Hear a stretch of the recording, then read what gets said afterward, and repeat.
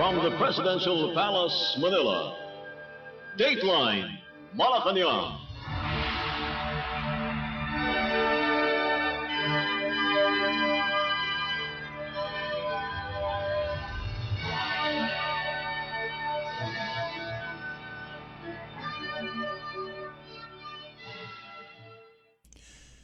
Good day. Radio Pilipinas World Service can also be heard on shortwave broadcast through the shortwave facilities of the United States Agency for Global Media, or Voice of America, on the following shortwave frequencies: 15.640 MHz, 17.750 MHz, and 21.720 MHz. I'm your host, Leo Magpayo, and this is Dateline Malacañang. Philippine President Ferdinand R. Marcos Jr. on Thursday led the distribution of assistance to small-scale vendors and barangays or villages in Palayan City, Nueva Ecija Province as part of the administration's push to ease economic pressures at the community level. The president handed out 10 kilograms of rice each to 100 ambulant and small-scale vendors and took time to speak with beneficiaries during the activity. President Marcos also inspected Kadiwa stores in the area, which continue to offer affordable agricultural products and basic goods to vulnerable groups such as senior citizens, solo parents, persons with disabilities, and 4Ps beneficiaries. After the distribution, President Marcos met with the city's 19 barangay captains to discuss local concerns, with a particular focus on challenges in the education sector. According to Palace Press Officer Claire Castro, the President sought updates on the needs of communities and local governments. Each barangay will receive 200,000 pesos from the Office of the President's Socio-Civic Project Funds to support education and development initiatives. Of this amount, 100,000 will be allocated under the Bawat Barangay Makikinabang program to assist students. 5 graduating students from each barangay, identified as Bagong Pilipinas Barangay Scholars, will receive 20,000 pesos each to help support their education.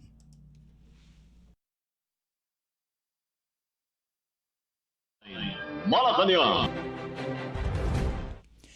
Meanwhile, Philippine President Ferdinand R. Marcos Jr. on Thursday inspected the newly completed residential buildings and amenities at the Palayan City Township in Nueva Ecija Province, one of the flagship developments under the expanded Pambansang Pabahay para sa Pilipino or 4PH program. The President was joined by Human Settlements Secretary Jose Ramon Aliling, Palayan City Mayor Viandrel Cuevas, and other officials as they toured the 23-hectare site in Barangay Atate, more than 3 years after he led its groundbreaking in December of 2022. Several mid-rise buildings are now fully built, with others nearing completion.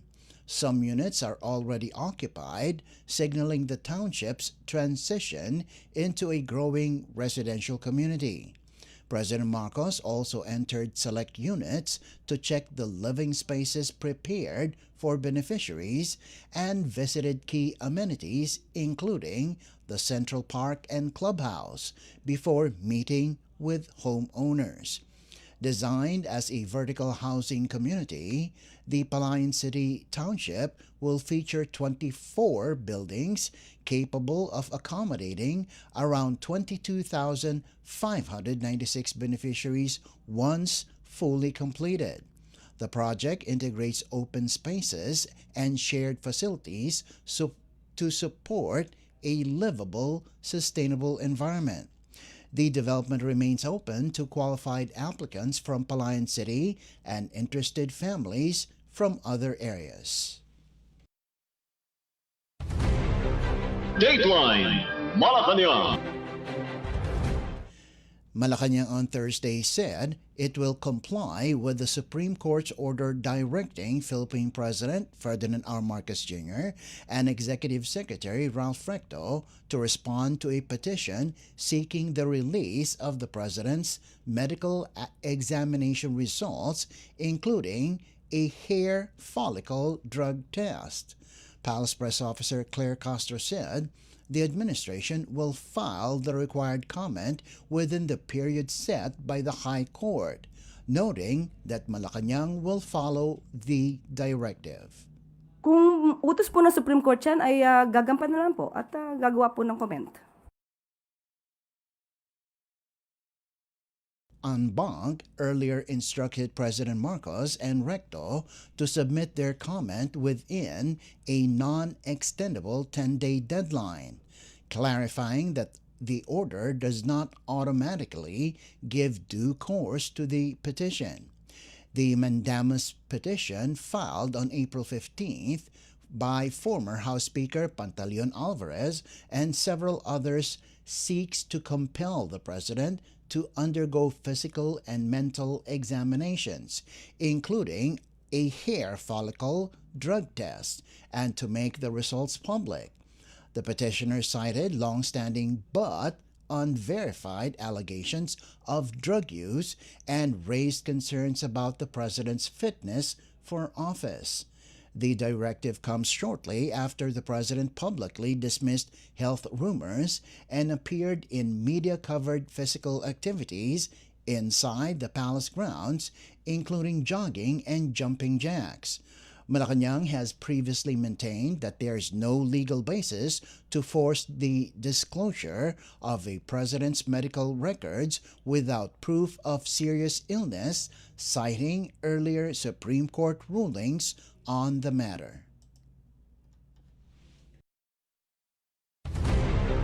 Dateline Malacañang. Also on Thursday, Malacañang said President Ferdinand R. Marcos Jr. does not feel targeted by former House Speaker Martin Romualdez's recent remarks invoking command responsibility in connection with alleged government anomalies.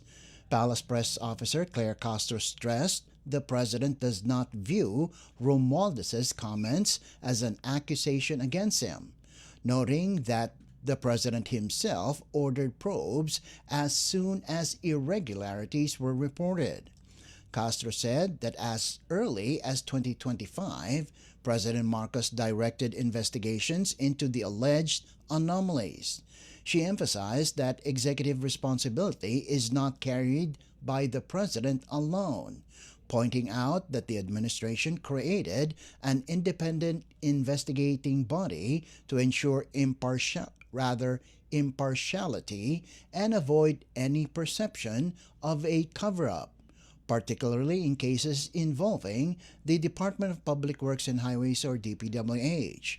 Castro said the President's role as chief executive includes initiating investigations even when they involve officials within his own administration. Romualdez, a cousin and longtime ally of the President, has denied controlling budget allocations during his speakership and rejected suggestions that he should be blamed for alleged irregularities, including issues tied to flood control projects. Castro said Romualdez's defense is his own to make, but reiterated that the administration's priority is accountability.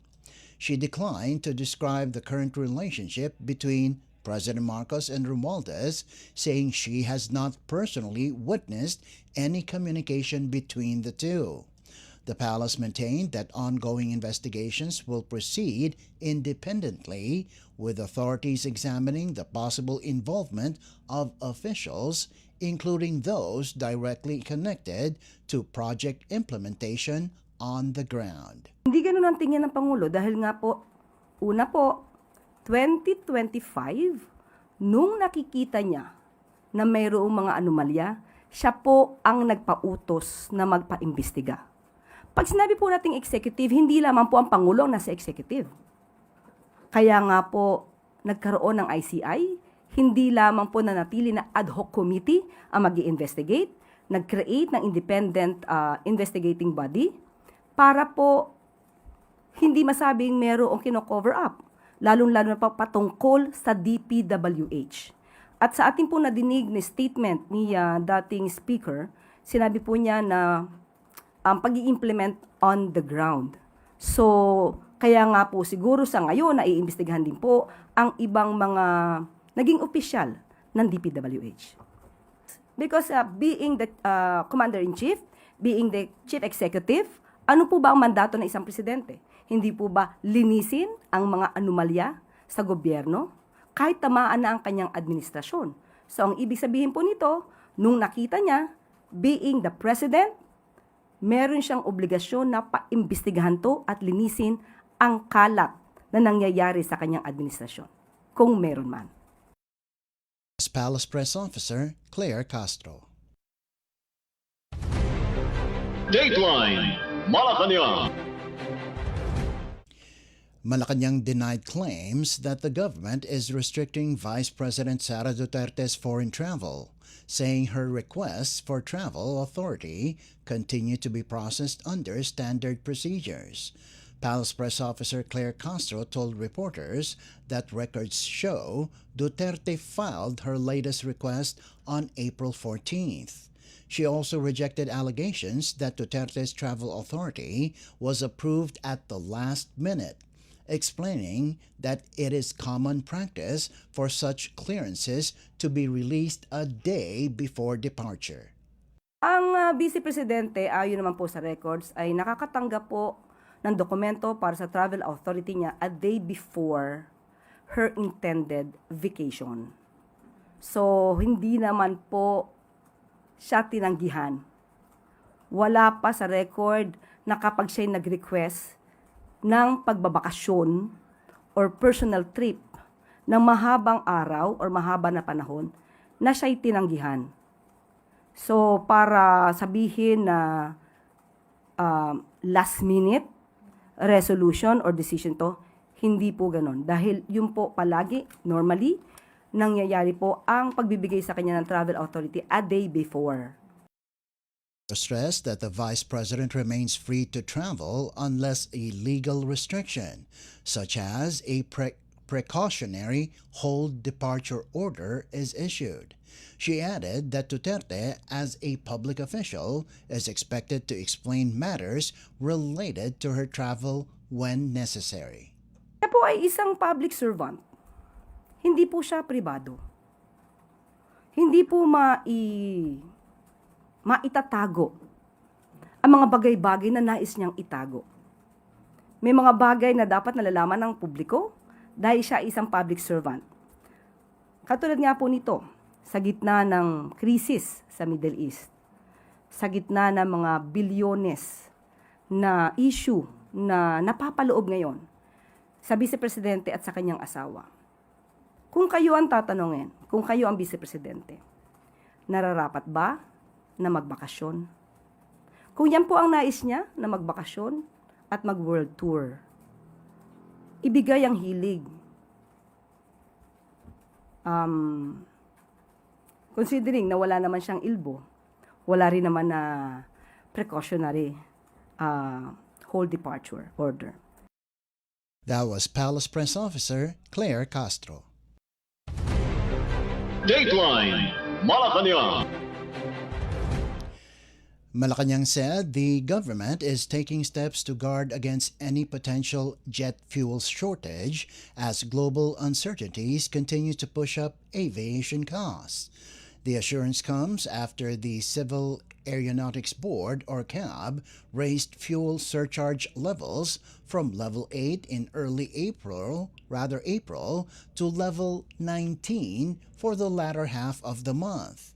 Palace Press Officer Claire Castro said the situation is being closely monitored and regularly reported to President Ferdinand R. Marcos Jr. Citing the Department of Energy, or DOE, she noted that there is currently no government subsidy for aviation fuel. She also clarified that fuel surcharges are regulated by the CAB, not by airlines. Castro added that developments in the Middle East continue to pose risk to global supply and pricing. Despite the rising surcharges and supply concerns, Malacañang maintains that the government is taking proactive measures to ensure stability. Medyo issue po yan, no? Pero kinausap po natin mismo ang DOE at ito po ang kanilang sinabi, and I quote, "No existing government subsidy on aviation fuel and the allowable aviation fuel surcharge is set by the Civil Aeronautics Board, not by airlines themselves." So, yun lang po muna ang kanilang mensahe.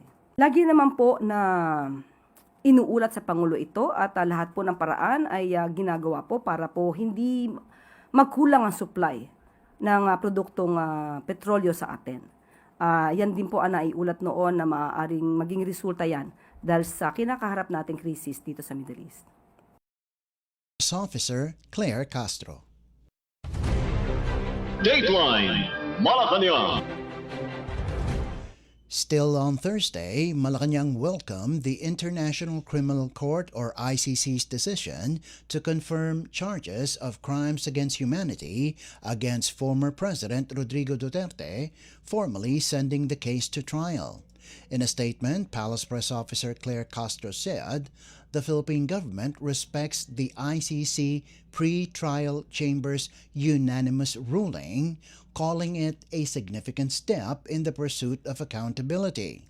She added that both the accused and the victims stand to benefit from a fair and impartial trial, emphasizing that due process will allow each side to present its case.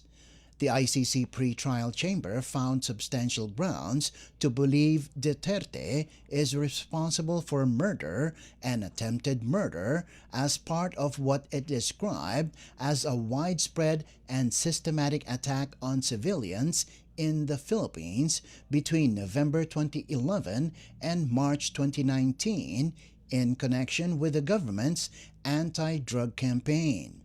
With the charges confirmed, the case now moves to the trial phase, where prosecutors will attempt to prove the allegations beyond reasonable doubt, while the defense will have the opportunity to challenge the evidence.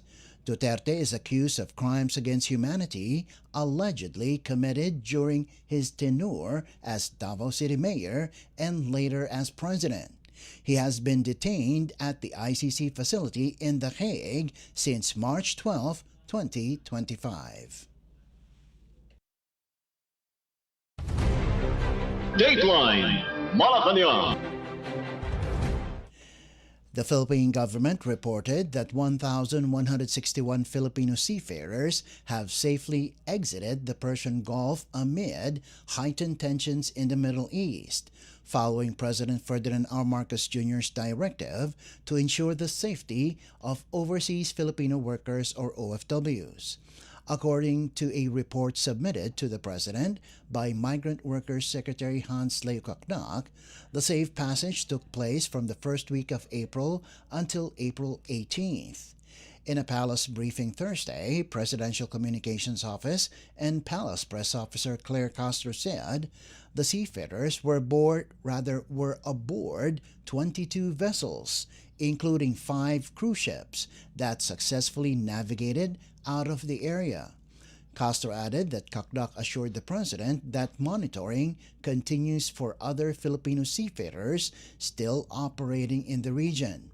At least 412 seafarers remain in the Persian Gulf but are reported to be safe, in good condition, and adequately supplied based on updates from their employer Zamil Offshore.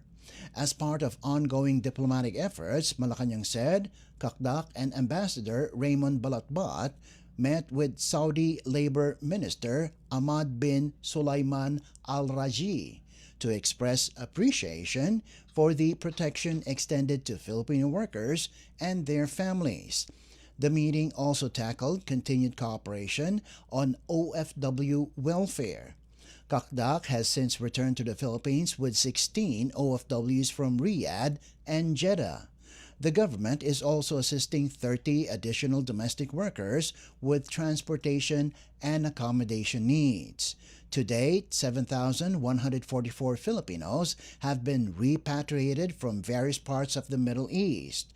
The administration reiterated that the safety and security of OFWs remain a top priority as regional tensions persist. Sa utos ni Pangulong Ferdinand R. Marcos Jr. na masiguro ang kaligtasan ng mga overseas Filipino workers sa gitna ng gulo sa Middle East, ligtas nang nakalabas ng Persian Gulf ang 1,161 na Pinoy seafarers matapos na maipit sa kaguluhan doon. Nagsimula ang ligtas nilang paglabas sa Persian Gulf mula first week of April hanggang April 18. Sa pinakabagong ulat ni Migrant Workers Secretary Hans Leo Magpayo kay Pangulong Marcos Jr., ibinahagi ng kalihim na lulan ang mga Pinoy seafarers ng 22 vessels, kabilang ang 5 cruise ships palabas ng Persian Gulf. Ibinalita rin ng kalihim sa Pangulo ang ginagawang mga hakbang ng pamahalaan upang masiguro ang kaligtasan ng iba pang marino na kasalukuyang nananatili pa rin sa Persian Gulf. Kabilang dito ang 412 seafarers na nasa mabuting kalagayan, ligtas at may sapat na supply ng kanilang pangangailangan, base na rin sa huling ulat ng kanilang kumpanyang Hazim or Zamil Offshore. Nakipagpulong din ang kalihim at si Philippine Ambassador Raymond Balatbat kay Saudi Arabian Labor Minister Ahmad bin Sulaiman Al-Raji upang magpahatid ng pakikiisa at pasasalamat sa pagbibigay ng proteksyon sa mga OFW at kanilang pamilya. Sa nasabing pagpupulong na pag-usapan din ang areas of mutual interest at mutual protection ng mga OFW. Nasa bansa na ngayon si Secretary Kakdak at kasamang nakabalik ang 16 na OFW mula sa Riyadh at Jeddah. Kasalukuyan na ring tinutugunan ng pamahalaan ang pangangailangan ng 30 pang domestic workers sa kanilang local transport and accommodation sa bansa. Sa ngayon, nasa 7,144 na ng mga Pinoy ang matagumpay na na-repatriate ng pamahalaan mula sa Middle East. Nananatiling prioridad ni Pangulong Marcos Jr. ang kaligtasan at seguridad ng mga OFW sa ibayong dagat sa kabila ng tensyon doon. That was Palace Press Officer Claire Castro. Dateline Malacañang. And finally, Malacañang said the Bureau of Customs, or BOC, is ramping up assistance for overseas Filipino workers, or OFWs, who have fallen victim to fraudulent freight forwarders, following President Ferdinand R. Marcos Jr.'s directive to safeguard the welfare of Filipinos abroad. In a palace briefing Thursday, Presidential Communications Office Undersecretary and Palace Press Officer Claire Castro said, the BOC has intensified support for OFWs whose balikbayan boxes and personal shipments were mishandled or never delivered by rogue cargo operators.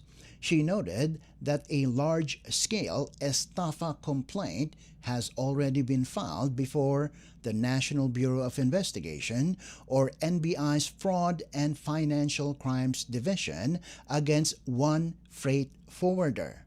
Castro added that the BOC, under Commissioner Ariel Nepomuceno, is strengthening legal action against erring operators as more OFWs come forward with complaints. The BOC reiterated that fraudulent practices in the cargo forwarding industry will not be tolerated and vowed to continue pursuing accountability and justice for affected workers. Malacañang echoed the call for victims to immediately report similar incidents to authorities to ensure swift investigation and resolution. Castro also underscored that the government remains committed to protecting OFWs, stressing their vital contribution to the country's economy, and warned unscrupulous operators that the administration will relentlessly go after those who exploit Filipino workers abroad. Tiniyak ng Bureau of Customs sa pangunguna ni Commissioner Ariel Nepomuceno ang mas malakas na suporta dito sa ating mga kababayan na nabibiktima ng mapanlinlang na freight forwarder na siyang dapat na maghahatid ng mga padala ng mga OFW pero manloloko pala. Pinatibay pa ng ahensya ang mga kasong kriminal na naunang isinampa laban sa Makati Express Cargo matapos magsumite ng dagdag reklamo ang mga apektadong OFW. Sa mga ganitong sitwasyon, ipagbigay alam lamang at agad itong aaksyonan ng pamahalaan ang inyong mga reklamo. Inihain na sa National Bureau of Immigration, or rather National Bureau of Investigation, Fraud and Financial Crimes Division ang large-scale staffa case laban sa nasabing freight forwarder. Sinisigurado ng BOC na hindi ito titigil sa pagtindig kasama ang mga kababayan nating OFW. Alinsunod na rin sa direktiba ni Pangulong Marcos Jr. na isulong ang kapakanan ng overseas Filipino workers. Kaya sa mga manloloko diyan, sa mga nagmamalinis, huwag na ninyong subukan. Press Officer Claire Castro. Dateline Malacañang. And that concludes this edition of Dateline Malacañang. For Radyo Pilipinas World Service, this is Leo Magpayo. Good day and stay safe. From the Presidential Palace, Manila, Dateline Malacañang.